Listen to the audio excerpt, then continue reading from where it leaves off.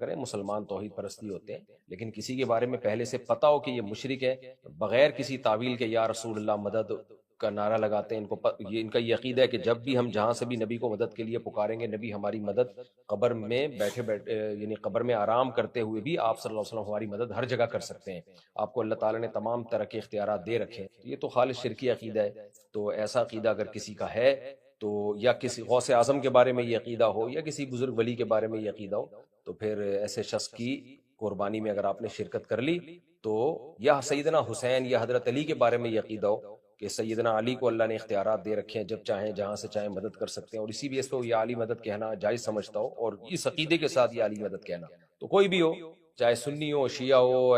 دیوبندی ہو، بریلوی ہو، کسی بھی مسلک سے ہو، لیکن جو ایسا شرکی عقیدہ رکھے گا تو پھر اس کو قربانی کی گائے میں آپ شریک نہیں کر سکتے۔ اچھا، خواتین یہ سوال بہت پوچھتی ہیں کہ ہماری طرف سے قربانی اگر ہمارے شوہر کر لیں تو قربانی ہو جائے گی؟ جی بالکل ہو جائے گی، لیکن شوہر کو پہلے بتانا ضروری، یعنی شوہر نے قربانی کر لی پھر بیوی کو بتایا میں نے تمہاری طرف سے قربانی کر لی ہے تو نہیں ہوگی، کیونکہ شوہر بیوی کا وکیل بن کے قربانی کرے گا، تو وکالت میں ضروری ہے پہلے وکالت لی جائے، اطلاع دی جائے، یعنی شوہر بیوی کو ایک دفعہ اطلاع دے دے کہ بھئی میں تمہاری طرف سے قربانی کر لوں گا، بس اتنا بتا دینا کافی ہے، تو پھر قربانی ہو جائے گی۔ اچھا بھائی، گھر میں سب کی طرف سے قربانی دینا درست ہے، یہ مسئلہ میں نے پچھلے ایپیسوڈ میں بیان کر دیا ہے، اور اس کی دلیل بھی بیان کر دی ہے کہ جو بھی صاحب نصاب ہے اس پر الگ سے قربانی واجب ہے۔ اس میں بعض لوگ سعودی عرب کے علماء کے کلپ شیئر کر رہے ہوتے ہیں کہ وہ کہتے ہیں گھر میں ایک سربراہ کر لے تو سب کی طرف سے کافی ہے، تو سعودی عرب کے علماء میں اکثریت فقہ حنبلی کو فالو کرتی ہے، تو بعض اسلاف سے ہمیں یہ ملتا ہے کہ وہ ان کی یہ رائے تھی کہ ایک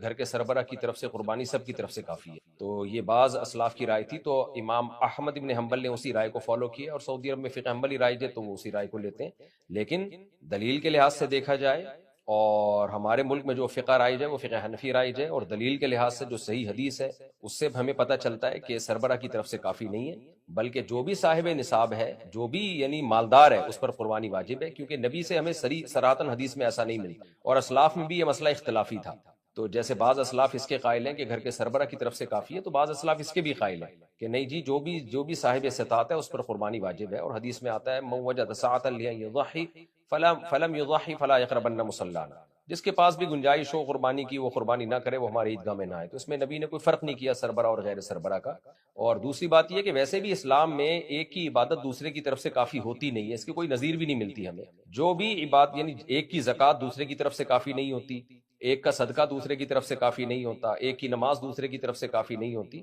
تو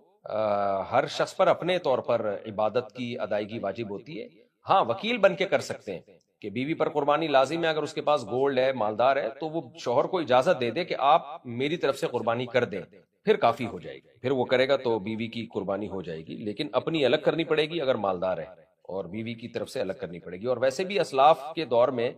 عام طور پہ گھر کا جو سربراہ ہے وہی مالدار ہوتا تھا، بیوی بچے تو مالدار ہوتے ہی نہیں تھے، ان کے پاس عام طور پر اتنا کچھ ہوتا نہیں تھا، لیکن آج تو عورت کے پاس گولڈ ہوتا ہے، پراپرٹی ہوتی ہے، تو اور پھر خواتین الگ سے جاب کر رہی ہیں، تو اس لیے جو بھی مالدار ہوگا، بیٹا بھی اگر بالغ ہے، اس کی جاب ہے، اس کی اتنی ارننگ ہے اور اتنا پیسہ اس کے پاس بچا ہوا ہے، جس کی میں پچھلے ایپیسوڈ میں ایپیسوڈ نمبر 1 میں ڈیٹیل بیان کر چکا ہوں، تو اس پر الگ سے قربانی لازم ہوگی۔ حصے کے جانوروں میں پائے کیسے تقسیم کریں؟ یہ بڑا ایک پھڈا ہوتا ہے جی پائے کا، کہ 4 پائے ہیں اور 7 حصے دار ہیں، تو آپس میں مل کے ڈیوائڈ کر لیں، اس کو فیصلہ کر لیں بھائی آپس کی میوچل انڈرسٹینڈنگ سے کہ ان بھائی صاحب کو تھوڑا گوشت زیادہ دے دو اور پائے ہم زیادہ رکھ لیتے ہیں، اور جس کو پائے کا شوق ہے اس کو گوشت کم دے دیں، پائے دے دیں اس کو۔ بعض لوگوں کو تو پائے کا شوق ہوتا ہی نہیں ہے، وہ کہتے ہیں نہیں بھائی ہم نے کیا کرنا ہے، پائے بنانا آسان کام تو نہیں ہے، تو آپس کی میوچل انڈرسٹینڈنگ سے جو بھی طے ہو جائے پائے اس کو دیے جا سکتے ہیں۔ قربانی کن لوگوں پر فرض ہے؟ یہ میں پچھلے ایپیسوڈ میں پوری ڈیٹیل بتا چکا ہوں کہ کتنا پیسہ ہو، 52.5 تولہ چاندی یہ نصاب ہے، وہ بتا چکا ہوں میں۔ قربانی واجب ہے یا سنت؟ قربانی جمہور کے نزدیک سنت مؤکدہ ہے، اور سنت مؤکدہ بھی واجب کے قریب قریب ہی ہوتی ہے، اور بعض اسلاف کے نزدیک جس میں امام حنیفہ بھی شامل ہیں ان کے نزدیک واجب ہے، اور اس کے واجب ہونے کے دلائل وہی ہے، نبی صلی اللہ علیہ وسلم نے حکم دیا ہے، اور جو قربانی نہ کرے اس کو وعید سنائی ہے، تو یہ وعید سنانا اس کی علامت ہے کہ لازم ہے۔ اور حضرت ابو بکر اور عمر رضی اللہ عنہما سے جو منقول ہے کہ آپ قربانی نہیں کرتے تھے، تو اس کی وجہ ہے کہ آپ مسکین تھے، آپ کے تو پیون زدہ کپڑے تھے،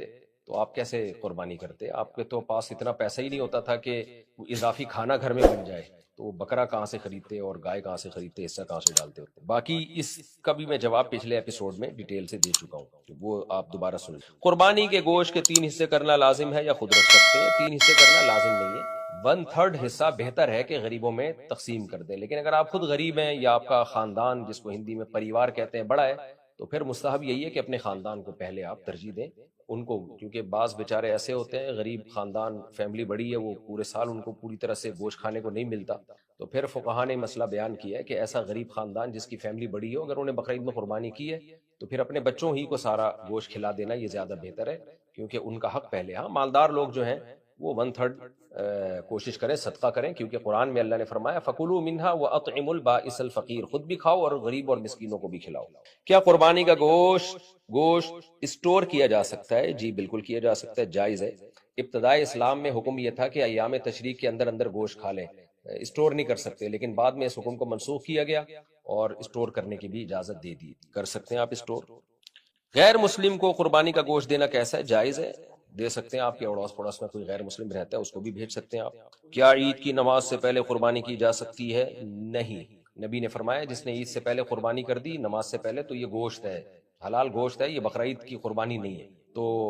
اس لیے عید کی نماز سے پہلے آپ قربانی نہیں کر سکتے۔ اب یہاں 2 سوال ہوتے ہیں، البتہ گاؤں دیہاتوں میں جہاں عید کی نماز ہوتی نہیں ہے وہاں صبح صادق کے بعد بھی آپ قربانی کر سکتے ہیں۔ اور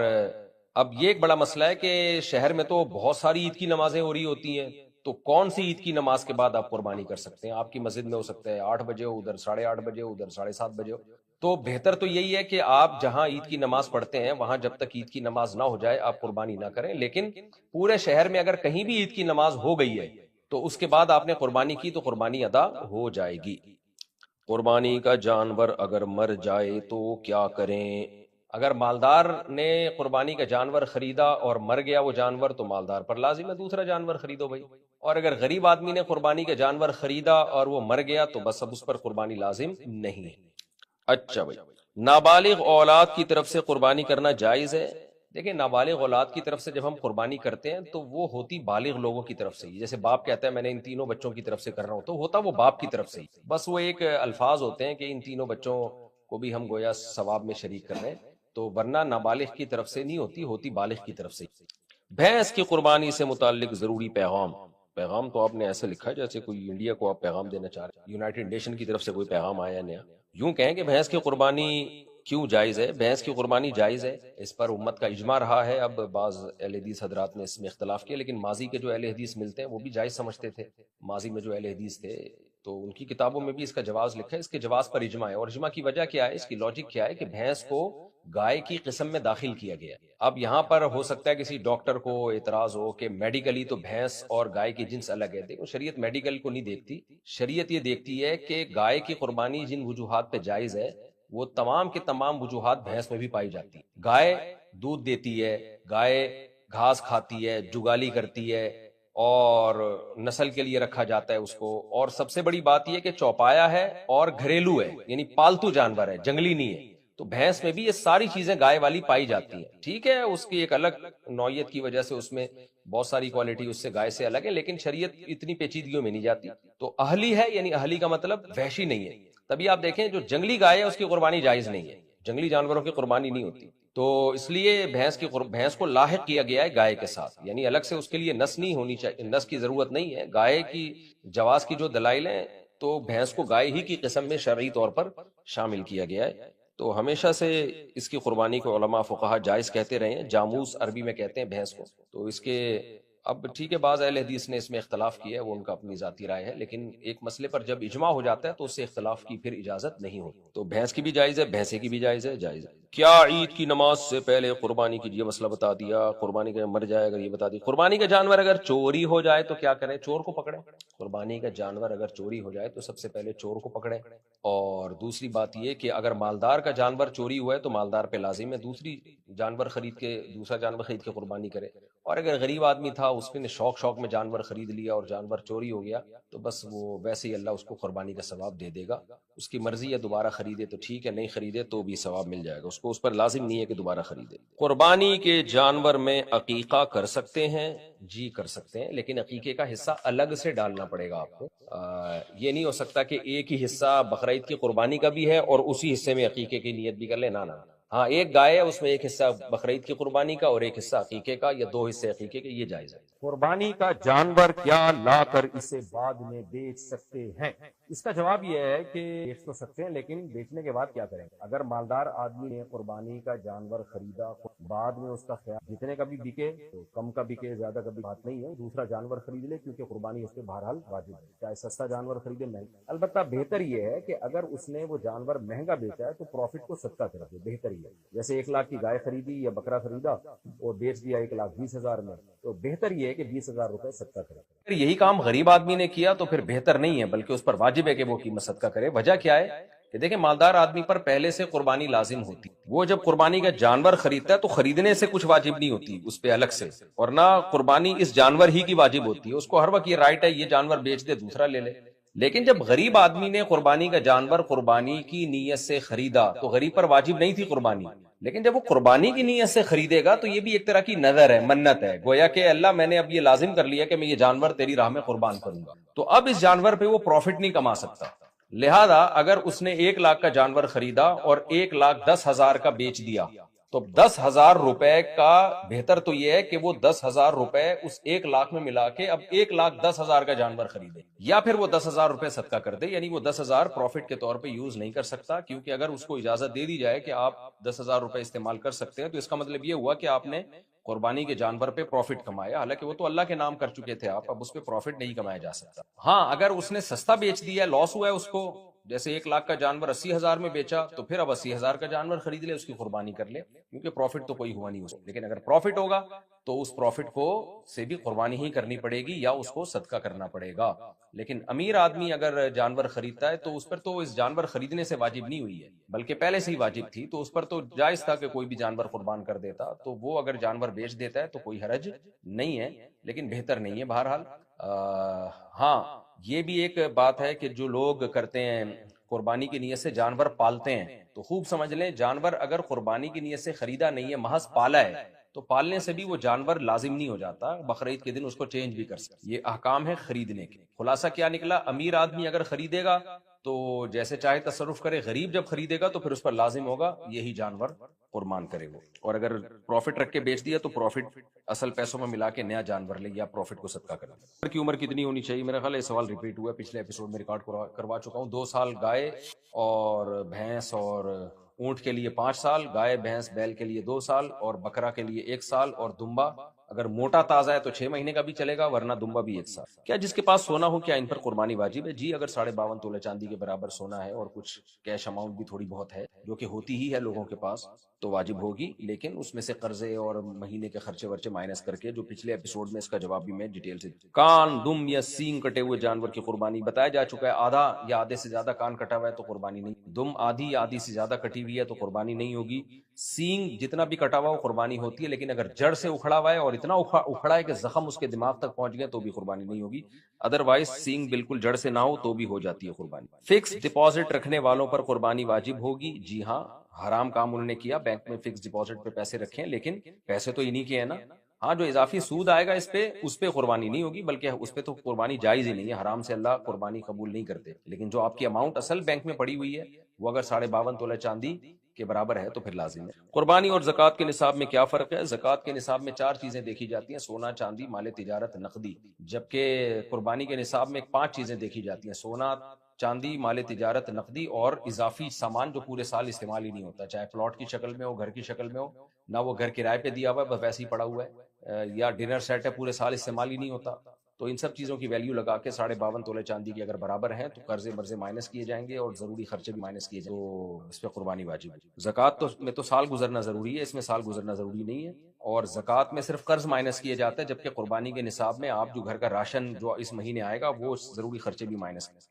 عقیقے کی وجہ سے قربانی چھوڑ سکتے ہیں؟ نہیں، عقیقہ سنت ہے لیکن قربانی واجب ہے، تو قربانی زیادہ اہم ہے بنسبت عقیقے۔ لنگڑے یا کاڑے جانور کی قربانی کا کیا حکم ہے؟ اگر اتنا لنگڑا جانور ہے کہ پاؤں زمین پہ رکھ کے چل ہی نہیں سکتا وہ، تو پھر اس کی قربانی جائز نہیں، لیکن اگر پاؤں میں لنگڑاہٹ ہے لیکن زمین پہ ٹکا دیتا ہے، چل لیتا ہے، تو جائز ہے اس کی قربانی۔ اور اسی طرح بالکل ہی بینائی اس جانور کی نہیں ہے تو قربانی نہیں ہوگی۔ حج قربانی بہتر یا کسی غریب کی شادی؟ حج جب فرض ہو جائے تو حج ہی کرنا پڑے گا، قربانی جب لازم ہو جائے تو قربانی ہی کرنی پڑے گی آپ کو۔ صدقہ خیرات ایک الگ حکم ہے، تو ایک حکم کی وجہ سے دوسرا حکم آپ چھوڑ نہیں سکتے۔ قرض لے کے قربانی کرنا کیسا ہے؟ جائز ہے، اگر آپ کو یقین ہے کہ آپ قرض ادا کر دیں گے، آپ کے پاس اتنی گنجائش ہے تو پھر کر سکتے ہیں آپ۔ اگر 70,000 کا موبائل لے سکتے ہوں تو کیا قربانی واجب ہے؟ دیکھیں بقرعید کے دن 70,000 روپے کا، یعنی جو صاحب نصاب تھے آپ 52.5 تولہ چاندی، جو 1.5-2 لاکھ روپے کی رقم بن، جس کی ڈیٹیل میں پچھلے ایپیسوڈ میں تفصیل سے بتا چکا ہوں، تو وہ کیش اماؤنٹ اگر آپ کے پاس ہے تو آپ پر قربانی لازم ہے۔ لیکن بقرعید آنے سے پہلے وہ آپ نے وہ اس کا کچھ خرید لیا، جیسے موبائل ہی خرید لیا استعمال کے لیے، پھر قربانی لازم نہیں۔ بہت سے لوگ کہتے ہیں کہ جی آئی فون رکھا ہوا ہے 5 لاکھ کا، پیسے 1 روپیہ بھی نہیں ہے، لیکن آئی فون تو ہے نا اتنا مہنگا، قربانی کیوں واجب نہیں ہے؟ بھائی آئی فون پہ قربانی واجب نہیں ہوتی، قربانی سونے پہ، چاندی پہ، کیش اماؤنٹ پہ، ضرورت سے زائد سامان پہ اور تجارتی اموال پہ ہوتی ہے۔ آئی فون اگر بیچنے کے لیے خریدا ہے، خریدتے ہوئے ہی بیچنے کی نیت تھی آپ کی، تو پھر تو واجب ہوگی، کیونکہ تجارتی مال ہے، جیسے دکانوں میں مال پڑا ہوا ہوتا ہے موبائل کا، اب ان دکانداروں پہ قربانی واجب ہے، کیونکہ یہ سارا موبائل استعمال کے لیے نہیں، بیچنے کے لیے، جتنے بھی موبائل پڑے ہوئے ہیں سارے موبائل۔ لیکن اگر آپ نے پرسنل یوز کے لیے موبائل خریدا ہے تو پھر اس پہ قربانی واجب نہیں ہے، چاہے وہ کتنا ہی مہنگا کیوں نہ ہو، بشرطے کہ وہ استعمال میں آ رہا ہو۔ ہاں 1 سال ہو گیا وہ استعمال میں ہی نہیں آیا، لاکر میں پڑا ہوا ہے، پھر قربانی واجب۔ لیکن اگر ایک چیز استعمال میں آ رہی ہے تو پھر شریعت اس میں یہ نہیں دیکھتی مہنگی ہے یا سستی، تو بس یوز میں آ رہی ہے تو اس پہ قربانی لازم نہیں ہے۔ اچھا بھائی، ایصال ثواب کے لیے قربانی کرنا کیسا ہے؟ جائز ہے جی، آپ اپنے مرحومین کی طرف سے بھی قربانی کر سکتے ہیں۔ کیا قربانی کا جانور خود ذبح کرنا ضروری ہے؟ نہیں جی، خود ذبح کرنا ضروری نہیں ہے، کسی سے بھی ذبح کروا سکتے ہیں،